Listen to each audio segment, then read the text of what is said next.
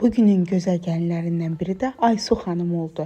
Aysu xanımla ilk öncə necə bir gəlin obrazında görünmək istədiyini soruşduq.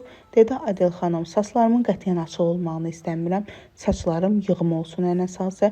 Makyajımın isə abartı və ya sadə olmasını sizə buraxıram. Ən əsası üzümə yaraşacaq bir makyaj olsun. Amma göz rəngimin fərqli olmağını istəyirəm, belə qalmasın. Biz də heç bir problemi olmadığını deyib makyajlara başladıq. İlk öncə göz konsileri olaraq Narstan istifadə etdik. Bugünkü gəlinimizə soyuq tonlardan istifadə edirik, pastel tonlardan yox.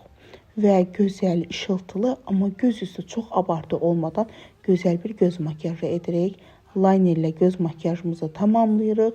Gördüyünüz kimi burada qaşlarımızı sabitləyirik. Çalışdığımız üzrə elə edirik ki, üzə yaraşacaq bir qaşlar olsun.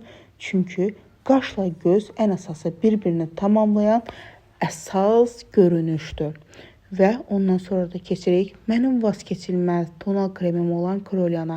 Bilirsiniz ki, mən Krolyandan tək istifadə etmirəm. Mütləq və mütləq Milaninlə qatıram. Və ondan sonra Krolyanın transparanıyla bütün üzümüzü sabitləyirik. Huda Beauty'nin blushından istifadə edirəm burada. Və ümumi gəlin obrazımızı artıq tamamlamağa başlayırıq. Və dodaq boyası da olaraq üzümüzə tam yaraşacaq pastel tonlarında bir dodaq boyasından istifadə edirəm. Və artıq makyajımız hazırdır.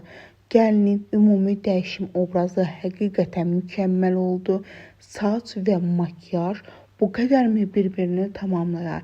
İndi isə izləyicilərimin fikri mənə maraqlıdır. Bəyəndinizmi? Hər birinizdən dəyərli fikirlərinizi